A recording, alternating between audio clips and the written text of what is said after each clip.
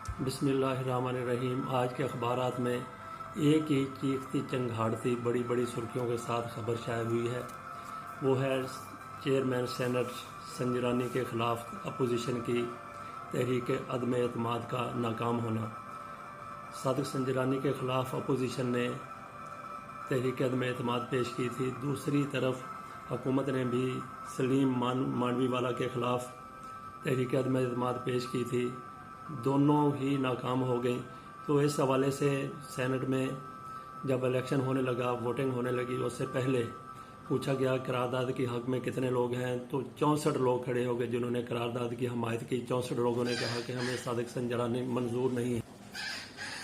लेकिन जब खुफिया राय शुमारी से वोटिंग हुई तो हुकूमत की फेवर में सादिक संजरानी को बरकरार रखने के लिए जो वोट आए उसके मुकाबले में अपोजिशन के वोटों की तादाद सिर्फ 50 थी, जबकि 53 वोट चाहिए थे। 53 वोटों की ज़रूरत थी सादिक संजरानी के ख़िलाफ़ अदम एतमाद की तहरीक कामयाब बनाने के लिए। इस हवाले से मेरी ज़ाती राय है कि अल्लाह ताला ने अपोजिशन को इसकी रौनत और फ़िरौनियत की सज़ा दी है। बहुत भारी अपोजिशन है, बहुत बड़ी अपोजिशन है। सादिक संजरानी ने कोई मावराए आइन, मावराए कानून कोई काम नहीं किया था कि इनके खिलाफ तहरीक अदम एतमाद लाई जाती। महज अपनी ताकत के इजहार के लिए अपोजिशन ये तहरीक अदम एतमाद लाई थी, हुकूमत को ज़िच करने के लिए, टफ टाइम देने के लिए कि हमारे पास नंबर पूरे हैं।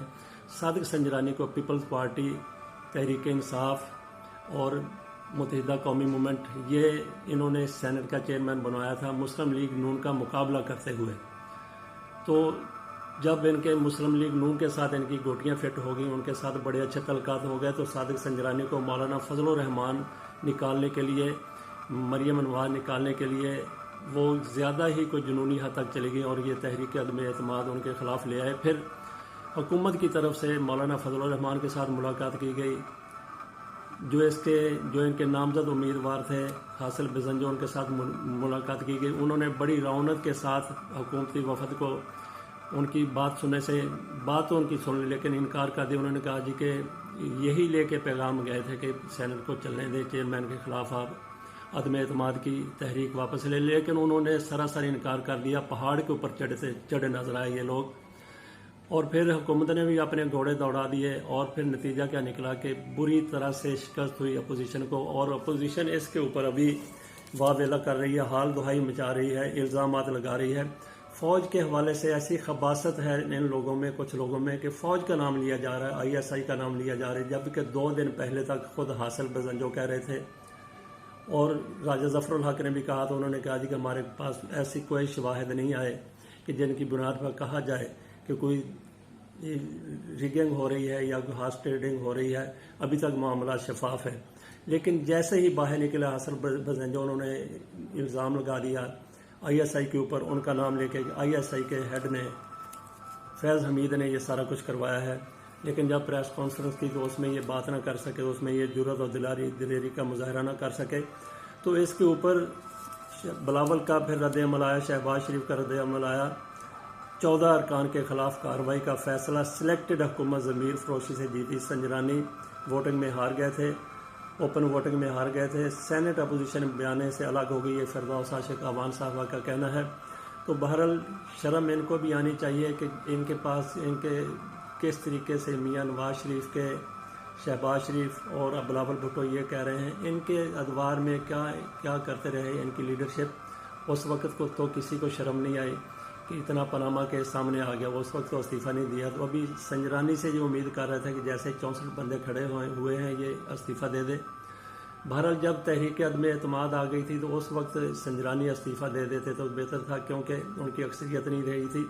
तो अब इनकी अक्सरियत कैसे अक़लियत में बदल गई अपोजिशन की, इसके ऊपर गौर करने की ज़रूरत है। तो जिस तरीके से आसिफ अली जरदारी ने मुंतखब करवाया था सादिक संजरानी को, उस वक्त मुस्लिम लीग नून हुकूमत में थी, ताकतवर हुकूमत थी, लेकिन इनका बयानिया वो फ़ौज के ख़िलाफ़ था, अदारों के ख़िलाफ़ था। तो इस चीज़ को मद्देनज़र रखते हुए अदारों ने नाम भी सही, लेकिन बाज़ अमीर लोगों ने इनके ख़िलाफ़ वोट दिया और हुकूमत में रहते हुए इनको पछाड़ दिया। تو آج بھی صورتحال وہی ہے، بیانیہ وہی ہے، حاصل بزنجو بھی وہی بات کر رہے ہیں جو میاں نواز شریف فوج کے خلاف کرتے رہے ہیں، جو اداروں کے خلاف کرتے رہے ہیں، عدلیہ کے خلاف بات کرتے رہے ہیں۔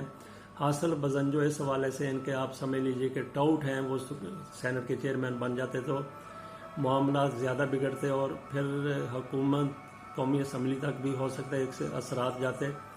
تو بہرحال اب جو کہہ رہے ہیں کہ خرید و فروخت ہوئی ہے، خرید و فروخت کے اوپر تو کوئی حتمی رائے تبھی قائم کی جا سکتی ہے جب کوئی شواہد اس کے آ جائیں۔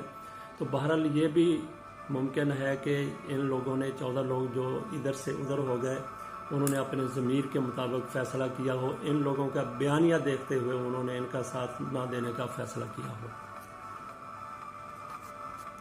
بہرحال اپوزیشن کے لیے یہ کوئی سبکی کیسی سبکی ہے، بے انتہا سبکی ہے، ذلت ہوئی ہے، رسوائی ہوئی ہے۔